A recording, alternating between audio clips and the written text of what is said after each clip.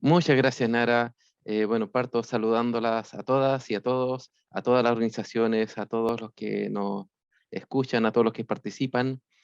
Y hoy día quería compartirles algunas reflexiones y algún poco de lo que hemos aprendido de lo que los bosques nativos, por lo menos de esta zona de acá de Chile, nos han enseñado de su historia natural y su biodiversidad. ¿No? Aquí está una foto de un amigo guardaparque en Chile Central, donde también hay algo de bosques. Primero que nada, para dar un contexto, nosotros todos vivimos en una suerte de isla que se llama planeta Tierra, y voy a dar un pequeño contexto de por qué nos interesa conservar y cuidar los bosques, por lo menos desde el punto de vista más biológico. Nosotros usamos los bosques actuales y también los del pasado para todo, básicamente para todas nuestras actividades. Aunque parezcan que los bosques son un lugar que está ajeno cuando uno va a un parque, están directa e indirectamente en toda nuestra vida. Así es tanto que toda nuestra era industrial se basa en el uso de los bosques, de la energía que capturaron los bosques y toda la biodiversidad del pasado. Todo lo que es el carbón y el petróleo son los fósiles de la biodiversidad del pasado, de millones de años acumulados. Todos los alimentos, todos los animales domésticos, perdón, todo lo que nosotros usamos hoy día para subsistir, alguna vez fueron especies silvestres que las personas previas domesticaron. Las vacas, por ejemplo, fueron unas bestias formidables. Y la domesticación y la agricultura ha sido lo que ha dado la prosperidad a nuestra civilización, lo que ha originado nuestra civilización en los últimos 10.000 años, ¿no? De hecho, por ejemplo, el maíz es una especie que fue domesticada en Mesoamérica hace varios miles de años, a partir de un pasto silvestre, ¿no? Y hoy, todos estos 10.000 años, bajo esta estabilidad climática de los últimos 10.000 años, ha llegado a que somos un mundo, sobre todo a partir de los últimos 200 años, y con más énfasis en los últimos 60, 70 años, después de los años 50, un mundo industrializado. Esta imagen a mí me gusta porque muestra la impronta humana sobre el planeta. Nosotros estamos, esta es una imagen del planeta de noche, de la NASA, de las luces de las ciudades, y estamos en todas las partes más fértiles y productivas, en las partes donde hay más biodiversidad, donde los árboles crecían más grandes, donde las condiciones son mejores, ahí estamos nosotros. Y donde no estamos es acá en los desiertos o en las partes como el centro de la Amazonía o las partes de altas latitudes, de latitudes árticas y antárticas, ¿no? Y nosotros hemos estado pues, experimentando a partir de hace 200 años, sobre todo desde los años 50, un explosivo crecimiento poblacional. En los años 30 ya éramos 2.000 millones de personas en el mundo, y ahora somos más de 6.000, 7.000 millones de personas en el mundo, ¿no? Y por mucho tiempo fuimos pocos, muy pocos, ¿no? Y esto ha hecho que en tiempos recientes hayamos cambiado enormes superficies de la faz de la Tierra, enormes superficies, ¿sí? Y de las partes más productivas. Este gráfico muestra los sistemas cultivados en el mundo hacia los años 2000, en donde solamente en 30 años se cambió más tierra que los 150 años precedentes, ¿no? Y esto continúa. Y este otro gráfico, que es ya un trabajo clásico, aquí lamento, les voy a explicar esto si es que alguien no entiende, porque son trabajos técnicos, no tienen por qué hacerlo. Así que, pero yo les cuento. Este grafiquito, y lamento que esté en inglés, ¿ah? Pero este grafiquito nos muestra que las fuerzas que más hacen cambio en el mundo, y una de las fuerzas que hace más cambio, es el cambio en el uso del suelo. Donde antes había un ambiente silvestre, lo transformamos en un ambiente agrícola. También viene el clima, el cambio climático, y hoy contaminación y otra serie de factores, ¿no? Y esto va a afectar la biodiversidad ahora y en los próximos años. Y una de las amenazas que más conocemos es la del cambio climático. Quemar petróleo y carbón está cambiando el clima como nunca antes había cambiado. Y el clima es la base de nuestra agricultura y de nuestro desarrollo, ¿no? Y ese cambio de clima es lo que llamamos aumento del efecto invernadero. La atmósfera tiene un efecto invernadero, pero nosotros lo estamos aumentando la temperatura, ¿no? Y ya lo estamos viviendo. Este tema no es nuevo, es de por lo menos hace 100 años que se viene estudiando. El primer trabajo salió a fines de 1895, creo que fue el primer trabajo por ahí. Y hay mucha evidencia científica que muestra que esto ya es, que no somos nosotros los responsables de este cambio.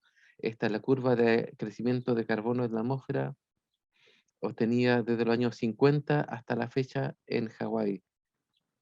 Incremento, siempre incrementándose. Bueno, desde el punto de vista biológico, nosotros llamamos cambio global a esta serie de cambios, que son el aumento en el carbono en la atmósfera con el aumento de la temperatura, el cambio de clima, el aumento de las extinciones de las especies, el aumento de la población humana, el aumento del uso de contaminantes y fertilizantes y agroquímicos, y también algo que inclusive ya hace muchos años gente del mundo político, como la exdirectora del NOAA de Estados Unidos, viene diciendo que pensar en esto de conservación versus desarrollo, que o conservamos o progresamos, es falso, es un error, es una falsa dicotomía. No es que para conservar haya que parar el progreso de la humanidad. Aquí lo que estamos viendo es decir entre cómo es un uso sustentable con visión de largo plazo versus un uso no sustentable cortoplacista de lo que tiene nuestro mundo, ¿no? De lo que hay en este mundo. Esto ya lo sabemos de una revista científica muy influyente y ya lo sabemos hace más de 20 años, ¿no? Y a pesar de todos estos problemas, yo quería dar como un mensaje de optimismo porque tenemos muchos problemas en los tiempos actuales, mucho que hacer, pero igual son tiempos buenos, son tiempos positivos y ha habido muchos cambios positivos. Esto es una imagen del año 50 que yo se la muestro siempre a los y las estudiantes, porque así era el mundo en los años 50. Esta es una guía del año 50 que dice la guía de la buena esposa. 11 reglas para mantener a tu marido feliz. Ser la esposa que él siempre soñó. Y miren, el peinado. Y esto era cierto, era así. Mi mamá, mi abuela crecieron en un mundo que es diferente, en un mundo donde la gente estaba peor. Y si no me creen, miren los peinados de todas estas señoras, por Frei Padre de los años 60. El mismo peinado. Esto era así. Afortunadamente, esto es historia, es parte del pasado. Y bueno, esto me lo voy a saltar para no alargar mucho, pero todo esto es parte del pasado y estamos enfrentando tiempos donde tenemos muchos desafíos, pero también tenemos muchas herramientas que nuestros predecesores no tuvieron. Entonces debemos aprovechar esas herramientas y esa experiencia. Voy a partir ahora contándoles brevemente cómo funcionan los ecosistemas, que es lo que hemos aprendido así en general, sobre simplificando esto, y qué es lo que nosotros hacemos en los tiempos modernos, ¿no?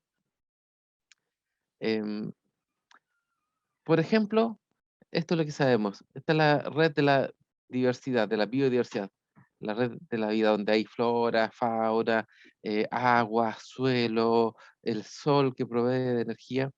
Una cosa que hemos sabido que toda esta red diversa de plantas y animales, em, su resultado es una serie de procesos, como por ejemplo el reciclaje de nutrientes. Toda la materia se recicla, los nutrientes se ciclan, reciclan, reciclan y reciclan. Hay acumulación, hay sucesión, hay especies que están en un momento que después no están. Esto es como, imaginen que estamos escuchando música, una orquesta, y a veces es muy distinto escuchar la orquesta entera en el tiempo, en esa propiedad emergente que es la música, que ver un violín por separado, una guitarra, un flautista. Aquí adentro está el violinista, el flautista, pero lo que hacen todos es esta propiedad emergente que es la música, que es lo que, así como darnos una metáfora, que lo que hacen todos acá es reciclaje, acumulación, sucesión, la provisión de agua, la formación de la atmósfera, el aire que respiramos viene de la fotosíntesis de millones y millones de años. Imaginemos lo siguiente, cuando tenemos un sistema natural, por ejemplo, después de un suelo desnudo, después de que retroceden los hielos, llega una especie, en este caso un arbolito, crece, crece, crece, crece más, luego muere, su cuerpo cae y sobre este cuerpo muerto empiezan otros. Y empieza un ciclo y una acumulación de materia, de especies, aquí hay descomposición, aquí hay dispersión de semillas, Y con el tiempo, si esto supongamos que va a una línea del tiempo, desde menos tiempo a más tiempo, empieza a haber acumulación de cosas, ¿no? Se acumula suelo orgánico, se acumulan más especies, hay más biodiversidad, aparecen interacciones, cambian las especies, aumenta la biomasa, o sea, la biomasa de todos los vivos, ¿m? Hay reciclaje, como les decía, alta retención de nutrientes, y esta diversidad es lo que ha hecho nuestro mundo. Ahora, ahí me salté un poquito. Cuando nosotros, digamos, los últimos 200 años, cuando nos seguimos con la agricultura, pero sobre todo con la agricultura industrial de los últimos años, que ha dado alimento al mundo, pero ha hecho a costo de explotar los ecosistemas. Lo que primero que pasa es que nosotros cosechamos. La base de la agricultura es la cosecha. Cosechamos, por ejemplo, en el caso de un bosque, sacamos los árboles y nos quedamos con el suelo. Y ahí hay remoción de biomasa, y cambio, pérdida de biodiversidad, y luego empezamos a cultivar. En este caso estamos cultivando ganado, cultivando vacas, ¿sí? En cultivo, las vacas se alimentan del suelo y luego los nutrientes, la vaca es transformada en nutrientes que nos alimentan, como queso, lácteos, carnes, que salen de aquí, no se quedan aquí mismo, se van a otra parte, que es el supermercado, el mercadito, y nosotros los consumimos y esos desechos se van al mar, ¿no? Y cuando estos nutrientes que habían acumulado el sistema original, se empiezan a acabar, nosotros empezamos a fertilizarlo artificialmente, antes con el guano, luego con salitre y ahora con muchos productos, muchos fertilizantes, ¿no? Pero parte de estos fertilizantes se pierden porque son lavados por la lluvia, van a los esteros, los ríos y al mar, y así se mantiene este ciclo de producción de agricultura, que es intrínsecamente basado en el flujo y en la cosecha, mientras que esto era intrínsecamente basado en el reciclaje. Y así los sistemas que van acumulando, básicamente los mantenemos en estado estacionarios porque vamos cosechando y sacando, cosechando y sacando. Y eso ha mantenido nuestras poblaciones, ha hecho crecer las ciudades, ha hecho crecer los campos y bueno, ha transformado nuestro mundo, ¿no? Otro tipo de agricultura es la agricultura de árboles, ¿no? Em, También está la agricultura de trigo, de lechugas, pero es básicamente el mismo concepto, ¿no? Aquí se planta, luego los árboles crecen, se cosecha y la madera se va. Y esto también ahí, técnicamente, la ley lo llama bosque porque la definición es así: bosque es una cobertura de árboles por tal área. Pero no es un ecosistema, no es un bosque nativo, no es un ecosistema como... Es un cultivo agrícola. Lo que vieron naturalistas como Humboldt y Darwin en el pasado era otro mundo. Y ese otro mundo era un mundo donde estaban grandes extensiones cubiertas de bosques antiguos, bosques prístinos. Este es un retrato del Beagle pasando por los canales australes, donde estaban los hielos, los bosques llegando hasta el mar, ¿no? Y las comunidades nativas y los canoeros que estaban todavía en esos años, alrededor de 1830. Algunas partes todavía se conservan así, como las partes más australes, pero hay otras que han cambiado porque todavía quedan algunos espacios. Por ejemplo, este es un relato de la visita de Darwin a Chiloé, del libro del viaje del Beagle, publicado en 1860, pero él pasó alrededor de 1830. Y Darwin dice, por ejemplo, en Chiloé, dice: el día fue hermoso y el número de árboles llenos de flores perfumaba en el aire. Aún esto difícilmente podía disipar la húmeda oscuridad de estos bosques, porque eran oscuros, ¿no? Más aún, muchos troncos muertos, erguidos como esqueletos, dan a estos primigenios bosques un carácter de solemnidad, ausente en países largamente civilizados. Porque Darwin venía de Europa, de Inglaterra, donde estos bosques ya se habían perdido hacía cientos de años. Y acá todavía, y aún existen. Este es un ulmo en Chiloé. Claudio Gay, un naturalista francés, eh, fundador del Museo de Historia Natural y uno de los primeros en hacer todos los estudios de biodiversidad y historia en Chile, uno de los primeros, también fue un pionero en la conservación. Ya en el año 1838 envía una carta al gobierno sobre las causas de la disminución de los montes. bosques, se llama Monte al Bosque, de la provincia de Coquimbo en el norte. Y en esta carta dice que, bueno, los montes casi del todo han desaparecido y los arbustos son débiles, pequeños, desmedrados y las rocas, descubriendo ya sus flancos en la más espantosa desnudez, parecen presagiar a esta hermosa provincia un lamentable porvenir. Era otro mundo el que vio Guy en ese momento. Y acá lo dice, aquí lo voy a resumir. ¿Mm? La localidad no debe ser acusada de ingrata con respecto a la heredad de esta provincia, sino el hombre, y en el hombre solo es donde se ha de buscar la causa. Esta existe en la penuria de nuestras leyes sobre el arreglo de bosques y plantíos y en el vicio de la ordenanza de minería que utilizan a los mineros para arrancar y destruirlo todo. Porque los minerales se derretían usando fuego y el fuego venía de la madera, de la leña de esos bosques. Entonces, estos primeros mensajes de conservación son antiguos. Esto es una foto de las tropas de Cornelio Saavedra entrando en la Araucanía, en alguna parte, en un paisaje que posiblemente, que ahora está, que ahí estaba lleno de bosque, y que posiblemente ahora luce así, ¿no? Como la Ruta 5. O esta otra imagen de Osorno del año 1939, en el Valle Central, donde se ve, ahí hay un auto, y se ven aquí las rumas de madera y el tamaño de los árboles. Estos árboles deben haber tenido 40 metros de alto en base al tamaño del auto y 2 metros de diámetro. Y bueno, este paisaje ya también ha cambiado, ¿no? Y esto es la Cuesta Lo Prado, en Santiago, a la salida de Santiago, sobre el túnel Lo Prado, un dibujo de 1854 que muestra muchos árboles, una vaquita por ahí, una palma chilena, y acá está el Valle Central, el Valle Santiago. Y eso se ve hoy día así, ¿no? Eh, un paisaje bastante más árido. Y bueno, nuestra colonización del sur de Chile ha cambiado. Esto es un trabajo de Antonio Lara, donde se muestra cómo la zona descubierta hacia el año 1550, que era en parte el valle hasta Concepción, y partes muy específicas, y esto del 2008, ¿no? O al 2007, y esto que está en negrito son las plantaciones forestales, y lo que está acá, el Valle Central dedicado a agricultura y ganadería, ¿no? Y avanzando de norte a sur. Bueno, esto no implica grandes desafíos. El paisaje actual es una mezcla de este paisaje agrícola humanizado con remanentes del paisaje original, con remanentes del paisaje de los bosques originales en gran parte de la extensión, donde la agricultura, esta es una foto de Brasil en todo caso, donde la agricultura extensiva avanza y los ambientes silvestres retroceden.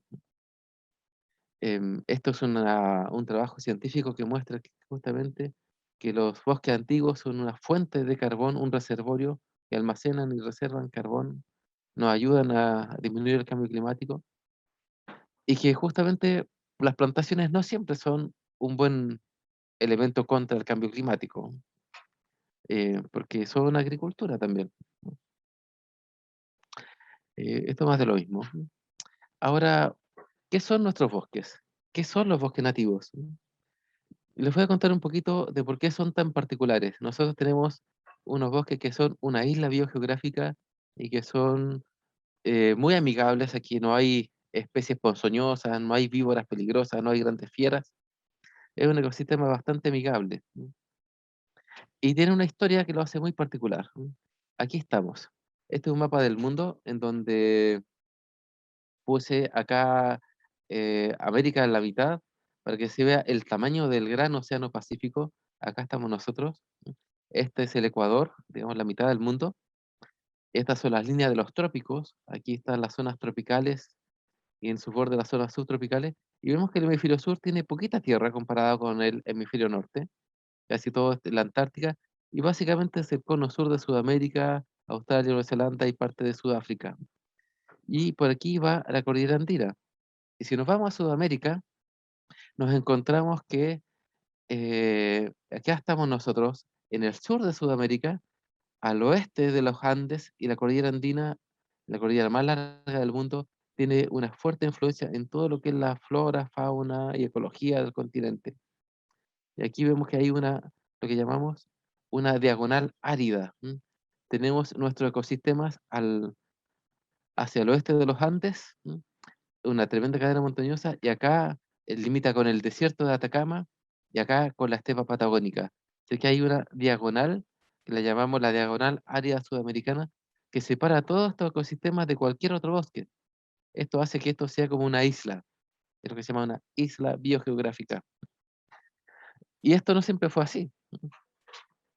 Hace 190 millones de años atrás, Antártica, África, Australia, muchos continentes estaban juntos, sobre todo los del hemisferio sur, y hoy día muchos de los continentes del hemisferio sur están separados, pero las biotas tuvieron un origen común, la flora y la fauna tuvieron un origen común y ahora quedaron separados y quedaron parientes dispersos por ahí. Hace 255 millones de años, todos los continentes estaban juntos. Hace 195, ya los del hemisferio sur se habían separado de los del hemisferio norte, y eso genera que las biotas de aquí tomen caminos separados de las que estaban acá. Y este era un tiempo en que reinaban los dinosaurios, en los tiempos de las películas de Jurassic Park, de muchas coníferas, plantas sin flores y plantas que hoy día no existen, como este Dicroidium que fue muy abundante, y es una cosa que no tiene pariente tan cercano, es parecido ahí, está cercano a los helechos. Y otro tipo de flora que ya no existe, que fue la dominante en esa época. Y acá tenemos el origen de las plantas. Esto está un poco complicado, pero les voy a contar que el origen de las plantas que hoy día dominan, que son las plantas con flores, semillas y frutos, que son las que más vemos, se originan como en este periodo que llamamos Cretácico, que es como por aquí, cerca de entre 140 y 65 millones de años. Por aquí es cuando se extinguen los dinosaurios, ¿m? y, y que es más o menos como estaba así nuestro continente en esa época. Aquí es cuando ya las plantas con flores empiezan a abundar. Y en esa época, Sudamérica, Antártica y Australia estaban separados. Nueva Zelanda se había separado, África y la India estaban cerquita de Asia, y la Antártica no tenía hielo, sino que era todo un gran continuo de bosques, ¿no? Aquí habían bosques tropicales, no estaba la cordillera de los Andes, y aquí habían bosques un poquito más que llamamos antárticos, habían parientes de los robles, de los coigües actuales, y estas plantas empezaron a se mezclaban aquí en el sur. Había cocodrilos por acá en la Patagonia, en lo que es la Patagonia. Ya, pero ya entre 40 y 26 millones de años se separa Australia de Antártica y empieza un proceso importante, la formación del hielo glacial. Empieza la glaciación. ¿M? Y luego, en la Antártica, y luego, hace 14 millones de años atrás, se separa otro evento importante, Sudamérica de la Antártica, y empieza a la corriente circumpolar antártica. O sea, el mar se forma una corriente marina que circula alrededor de la Antártica y empieza a congelarse toda la Antártica. Antes los mares se movían por todo el planeta y calentaban esta zona. Ahora no, ahora esto se empieza a enfriar y sale una corriente que es la corriente fría de Humboldt, que enfría la costa sudamericana y empieza a formarse el desierto de Atacama. Y la flora tropical se mezcla con la flora antártica que empieza a subir. Y después, en los últimos 5 millones de años, ocurre un evento muy fuerte, y es el gran levantamiento de la cordillera de los Andes, que separa a Sudamérica en dos lados, por decirlo así. Y esto tiene un esfuerzo climático fundamental. Aquí se origina el desierto de la Patagonia y además se potencia el desierto de Atacama, y el desierto de Atacama se vuelve súper árido. ¿Por qué? Porque todos los frentes con lluvia vienen desde el Pacífico y chocan acá en la cordillera y llueve en lo que es ahora el sur de Chile y el centro sur de Chile. Y desde el trópico, todos los vientos que vienen con lluvias desde la zona tropical, especialmente las lluvias de verano, chocan en la cordillera y llueve al lado oeste, pero no pasa nada de agüita, o prácticamente muy poco hacia el oeste, eh, haciendo aún más árido el desierto de Atacama, y se forma esta diagonal árida que genera aislamiento. Y cuando estos bosques quedaron aislados, hubieron extinciones naturales. Mucha flora y fauna se extinguió. Y después vinieron las eras del hielo. Creo que muchos han visto esta película de la era del hielo. Hubo una gran era del hielo, bueno, 4 grandes glaciaciones, y hubo una fauna que ya no existe, como esta de Gonfoterios, pariente de los mamuts, en estas épocas heladas. Y después que retrocedieron los hielos, bueno, avanzaron los bosques, ¿no? Y hoy día tenemos un patrón de la biodiversidad de los bosques asociada a esta historia que les cuento. 21.000 años atrás fue el máximo glacial y gran parte de la cordillera de los Andes y del centro sur estuvieron cubiertos por hielo. Y los remanentes de esa gran glaciación son los campos de hielo que están en la Patagonia hoy día. Esos son los vestigios de este enorme glacial que cubrió todo. Y el bosque, toda su flora y su fauna, sobrevivió acá, en la cordillera de la costa, en parte del Valle Central. Los hielos avanzaron y cuando retrocedieron formaron los grandes lagos que hay en el sur, el Villarrica, el Panguipulli. Los bosques avanzaron hacia el norte, se mezclaron con los bosques mediterráneos, pero estaba el desierto de Atacama que impidió un avance mayor. Y después todo retrocedió, ¿no? Y como reflejo de eso, muchas de la flora, esto es un grafiquito de la flora, el porcentaje de especies, y acá está la latitud en Chile. La mayor parte de la flora quedó concentrada entre lo que hoy día el río Maule y el río Valdivia. Ahí está la mayor parte de las enredaderas, también están la mayor parte de las especies endémicas, y muchas especies endémicas quedaron en la cordillera de la costa. Además, árboles como el keule, que ojalá lo puedan conocer algún día, o el pitao, son árboles muy bonitos. Eh, Claramente su origen tropical ahí se ve. Y esto también tiene un reflejo en de dónde son los grupos de flora y fauna de Chile. Endémico, endémico, un 34% de los grupos de plantas son exclusivos de acá. No están de acá, digamos, y un poquito con Argentina, porque, bueno, los bosques no tienen nada que ver con las fronteras políticas, sino que son ecosistemas, ¿no? Otro poco es compartido con Australia y Nueva Zelanda, 38%. Uno en Nueva Zelanda y en Australia encuentra parientes de los robles, coigües, no hay un coigüe y, y no es coigüe, pero es su pariente. Encuentra parientes de las lumas, pariente de los arrayanes, ¿no? Y otro 25% es compartido con otros bosques de Sudamérica, porque nuestros bosques al final es un bosque de origen tropical que quedó encerrado por una cordillera, apretado por unos desiertos y, y sobreviviente en un clima frío. Y esta historia produjo muchas extinciones y muchos remanentes muy únicos, ¿ah? Y no solo en plantas, también en vertebrados, en fauna. Por ejemplo, este es un trabajo de Ricardo Rossi que está en este evento. El aves de los bosques se calcula que son 44, de las cuales 36 son endémicos de la sur de Sudamérica y 12 son endémicos del bosque propiamente tal, ¿no? Con mamíferos pasa algo parecido y reptiles y anfibios más brutal, ¿no? Los anfibios son casi todos endémicos del sur de Sudamérica y muchos son endémicos de estos bosques. Entonces, cuando ustedes ven un sapito, un árbol en cualquier parte de Chile, del centro sur, lo más probable es que sea endémico y que sea además, muchos son lo que llamamos fósiles vivientes. Y además, por estas características, estos ecosistemas son los que se consideran un hotspot de biodiversidad, un punto caliente. Hay un esfuerzo internacional de definir los lugares más importantes para la conservación a nivel global, que es donde se concentra la flora y la fauna y los endemismos y las amenazas. Y el Chile Centro Sur es uno de estos 25 lugares. Esta es una imagen de Conservation International. Eso está reconocido así. Los datos así lo muestran. Entonces estamos en un ecosistema importante. Y su origen tropical se nota. Estos son bosques de neblina en Panamá.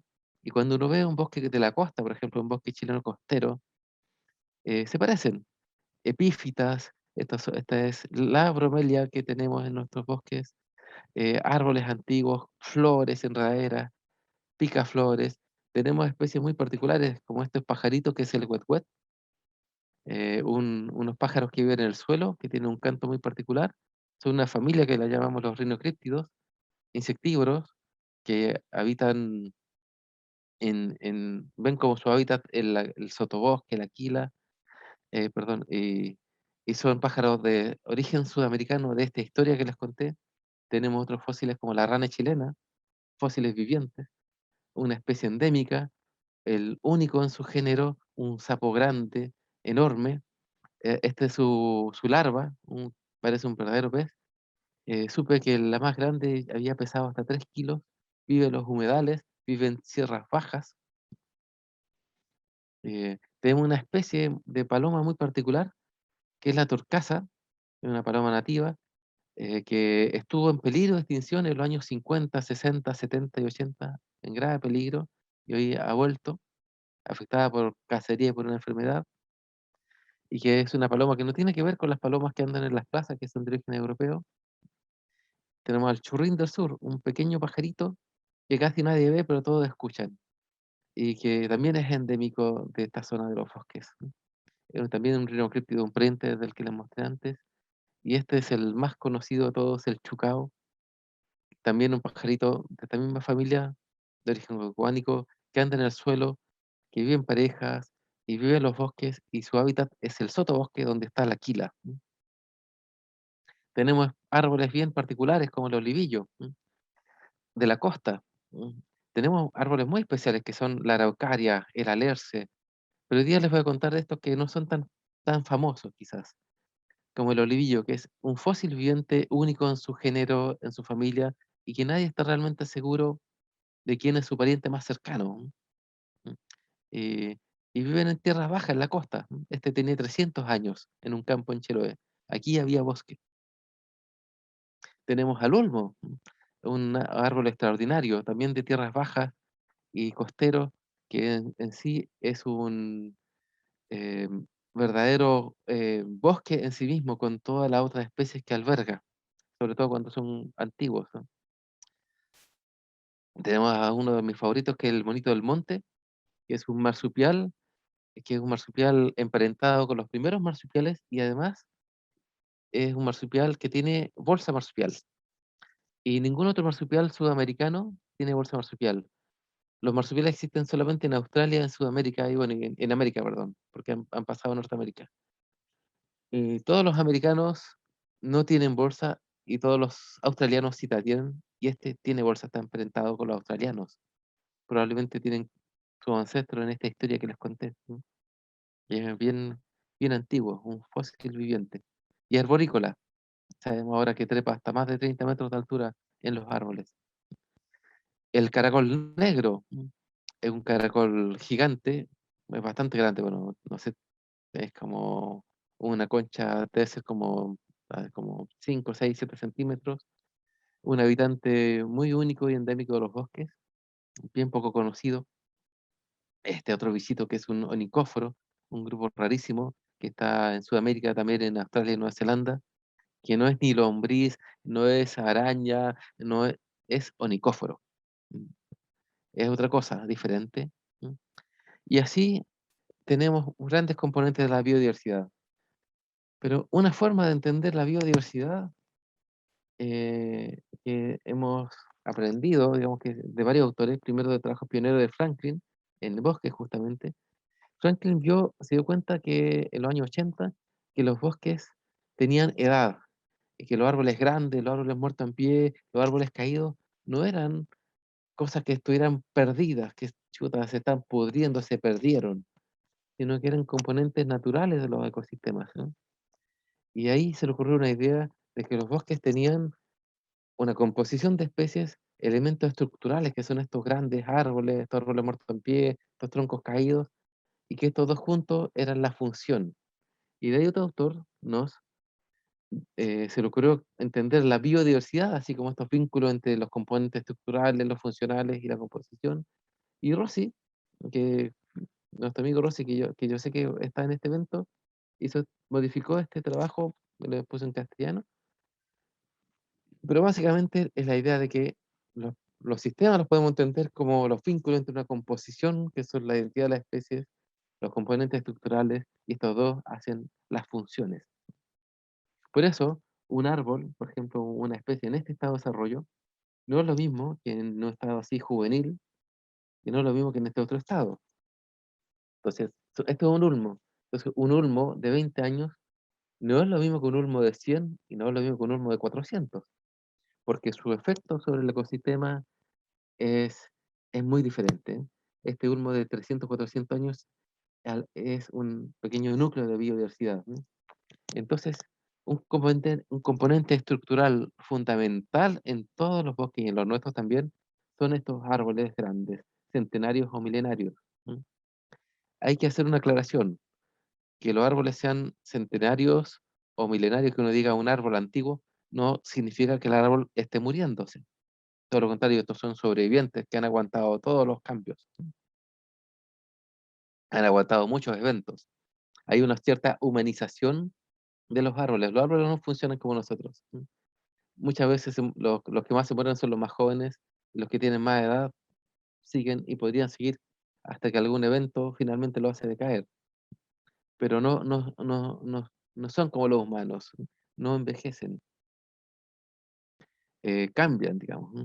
Y estos árboles centenarios o milenarios, ahí tenemos como una proporción con una persona, son en sí pequeños, no pequeños, importantes reservorios de biodiversidad. En nuestros bosques tenemos muchas, no tantas aves como los bosques tropicales, pero muchas especies endémicas, ¿no?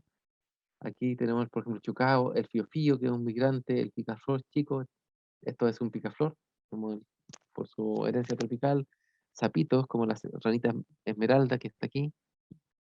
Tenemos interacciones muy importantes, ¿no? Lamento nuevamente esto que está en inglés, pero yo les voy a contar que una interacción muy importante, fundamental, es la frugivoría. Y a eso se refiere a que gran parte de la flora de nuestros bosques es dispersada sus semillas son dispersadas por pajaritos. O sea, tenemos pajaritos como el fío que comen frutitos. Muchas plantas nuestras tienen árboles, enredaderas, arbustos, tienen flores que las polinizan insectos y o pajaritos como el picaflor y producen frutos como este que está aquí, que son consumidos por estas aves y que ellos después andan sembrando las semillas por todos lados. Entonces esta interacción es muy importante en la frugivoría. Y en Chile tenemos 3 frugívoros principales, pueden ser hasta 13, pero es una interacción muy importante, ¿eh? Y esto que está aquí nos muestra que un alto porcentaje, entre un 60 y un 70%, en algunos casos menos, pero estos son distintos sitios en distintas partes de estudiadas, lo que nos muestra es que las semillas son básicamente sembradas por animales, por pájaros, por zorros. Entonces, la regeneración de nuestros bosques, las nuevas generaciones dependen de la fauna y la polinización, la fecundación también de insectos y aves. Es muy importante. Y bueno, tenemos algunas especies características. Este es un lorito, el choroy, que es un importante componente. Este es el picaflor chico, el único picaflor de los bosques. Fuera de los bosques hay otros picaflores. En los bosques mediterráneos hay dos más, pero este poliniza prácticamente todas las enredaderas y se alimenta de muchos insectos además.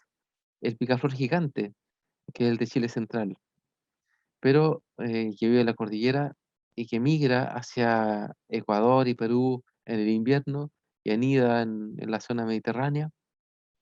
Ahí está manchado por el polen que está transportando.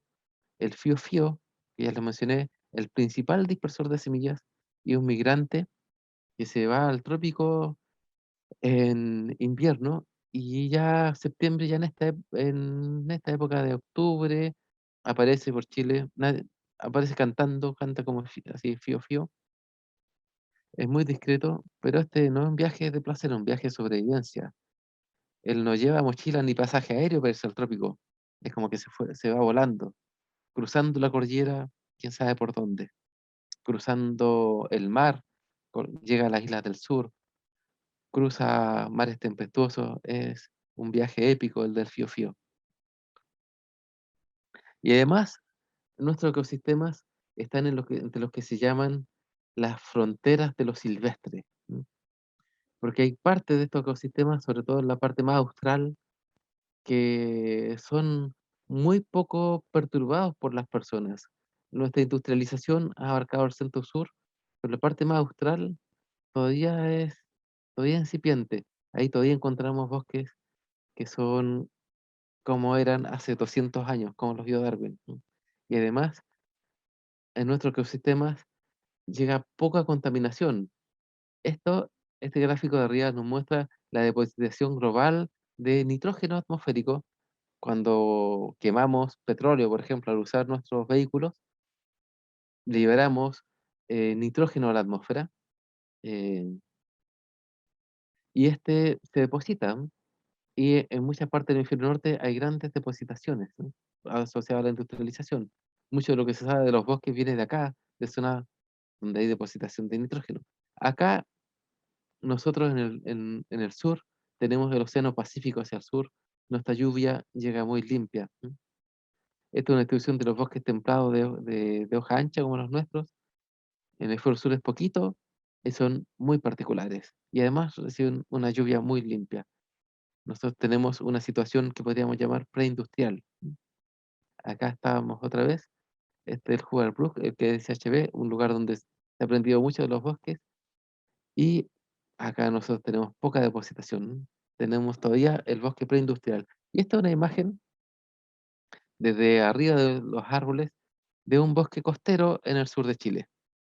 Un bosque exuberante. Aquí se ve la herencia tropical por toda esta exuberancia en la costa de Chiloé, y donde hay árboles que crecen arriba de los árboles, hay enredaderas y lianas, hay epífitas, hay, hay pájaros bastante particulares como el carpintero negro, cuyos parientes más cercanos se extinguieron en el hemisferio norte justamente por la tala de los bosques. Acá nos queda este, este gran amigo que nos viene a saludar, los que les decía hace un rato, esta gran diversidad de especies. Hemos aprendido que esta plantita que se llama chupallita o poe, fascicular bicolor, el nombre científico, es un verdadero ingeniero que cuando llega a los árboles cambia todo, facilitándole la vida a muchas otras especies. Bueno, ya mencionamos al churrín. Aquí el churrín es importante porque además habita en la parte baja del bosque, vuela poquito. ¿M? Aquí otra imagen del cuetcuet que también vuela poquito y son muy típicos cuando uno entra al bosque. El chucao, este es alguien poco visto, el churrín de la mocha, un poco visto pero frecuente. Y estos habitan lo que llamamos el sotobosque. Y este sotobosque es la vegetación baja, fundamentalmente la quila, ¿m?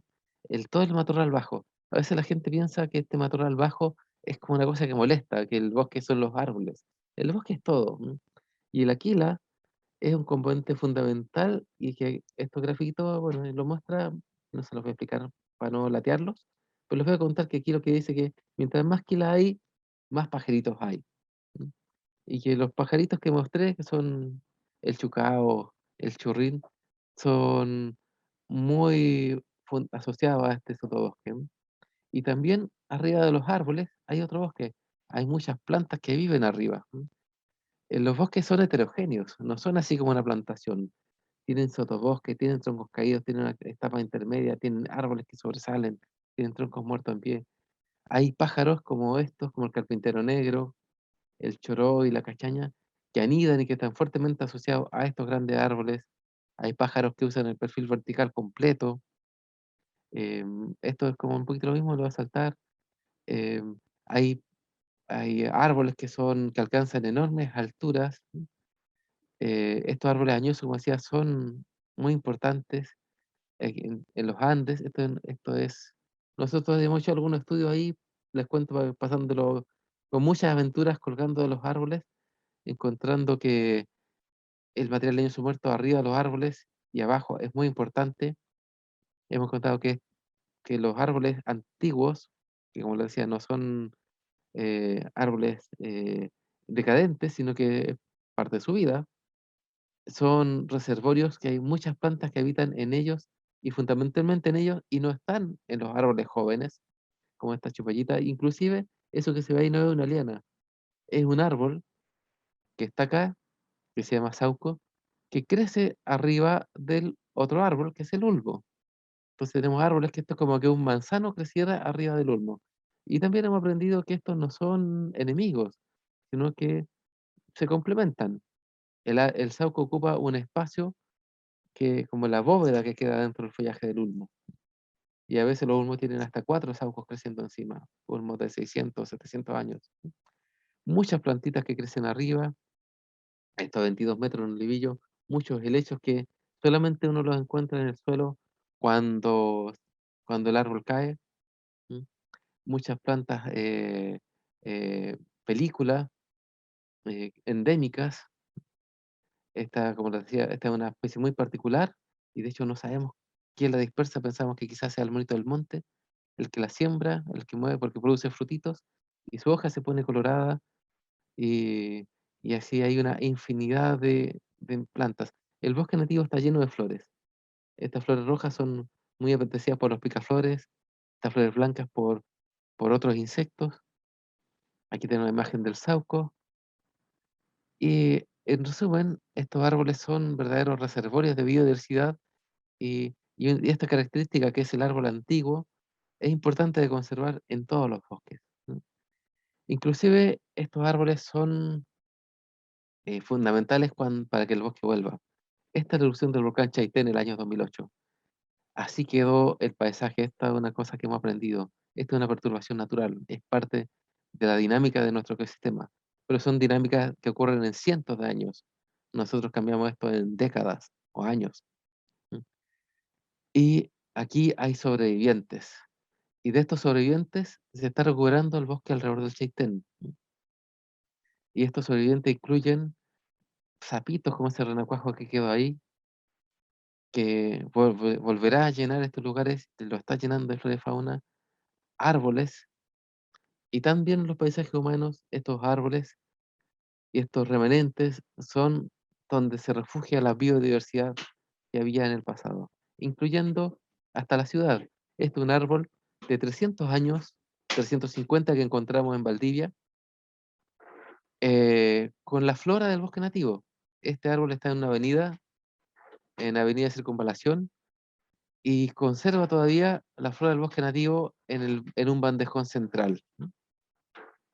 Aquí vemos un detalle más cercano, que es donde está la chupallita, y las cicatrices que dejó la colonización, cicatrices de las cuales se está sanando, ¿no? Bueno, está en forma de fechado, y este árbol está aquí, ¿no? Y también siguen apareciendo pajaritos como los rayaditos, los carpinteritos que usan los árboles como para hacer sus cavidades, algo fundamental. Ellos no anidan, sino en cavidades. Comen insectos, contribuyendo con disminuir los herbívoros. Nos cantan como la viudita, un canto que llega generalmente en otoño e invierno. Y para finalizar, quería contarles la historia trágica de esta paloma que habitó en el hemisferio norte, y los relatos hablan que fue una paloma muy abundante y que ahora está extinta, se extinguió en los años 30. Y nosotros tenemos esta paloma, que es la torcaza, que también fue muy numerosa. Los relatos hablan de miles de torcasas en los años 20, 30, 40, pero sin embargo, en los años 50, 60, estuvieron al borde de la extinción, ¿no? Este es un poema de Pablo Neruda del año 66 del libro Arte de pájaros, que dice: del bosque bajaban volando las innumerables torcasas, comiendo las negras semillas, el pan secreto de la selva. Adiós, torcasas fragantes, adiós, a polvo, a pólvora, a polen. Ya no sé de dónde se posaron aquellos pies de cuero rojo, desaparecieron las alas, las muchedumbres del canelo, y ahora por aquellos bosques se fue del árbol de mi familia. No me espera nadie volando, parece que solo subsisten algunos árboles quemados. Este poema de Neruda, que habla de la extinción de las torcasas del año 66, donde solo subsisten árboles quemados, afortunadamente ya es historia. Las torcasas se recuperaron, ahora ya son abundantes otra vez, ya no son una especie en peligro de extinción y nos muestran que se puede, nos muestran que estamos a tiempo, que estamos con posibilidades de coexistir con la flora y fauna, que tenemos que cuidar esta flora, que tenemos un ambiente muy particular y que estos remanentes nos ayudarán para el futuro. Bueno, con esto quería cerrar la presentación, agradecerles la atención y saludarlos desde acá. Yo estoy en Valdivia, desde la Universidad Austral, desde el Instituto de Conservación, Biodiversidad y Territorio, en la Facultad de Ciencias Forestales y Recursos Naturales, y donde esperamos que continuar trabajando y contribuyendo con ustedes, ¿sí? Muchas gracias.